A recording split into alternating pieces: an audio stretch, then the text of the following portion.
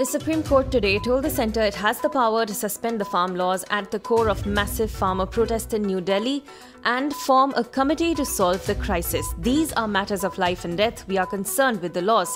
We are concerned with lives and property of people affected by the agitation. We are trying to solve the problem in the best way, Chief Justice S.A. Bobde said. The Supreme Court says it will pass an interim order that farmers' land can't be sold for contract farming and added that suspending the farm laws cannot be for an empty purpose. After protesting, farmers ransacked the venue of Haryana Chief Minister Manohar Lal Khattar's Kisan Mahapanchayat at a Karnal village. Top leaders of BJP-JJP alliance, including Khattar and Deputy Chief Minister Dushyant Chautala, are set to meet Union Home Minister Amit Shah to discuss the political scenario in the state. Before the meeting, Dushyant will hold a meeting with JJP MLAs at his farmhouse in Delhi. All JJP legislators were asked to come to the capital on Tuesday.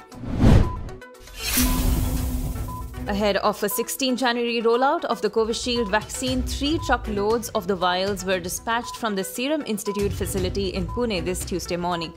Security personnel accompanied the vehicles all the way to the airport. The vials are going to be dispatched to various locations in the country from the Pune airport. The first batch arrived in Delhi earlier. The centre will start vaccinating frontline workers against the coronavirus disease from January 16.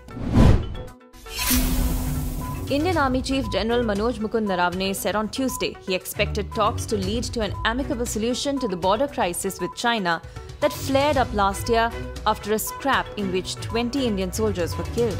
The Army Chief said Chinese troops have moved back from depth areas in the Tibetan Plateau, but there has been no thinning of troops at friction points in eastern Ladakh.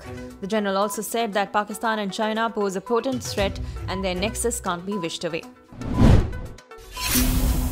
Prime Minister Narendra Modi, without naming any party, launched a scathing attack on dynastic politics, calling it the biggest enemy of democracy which needs to be rooted out.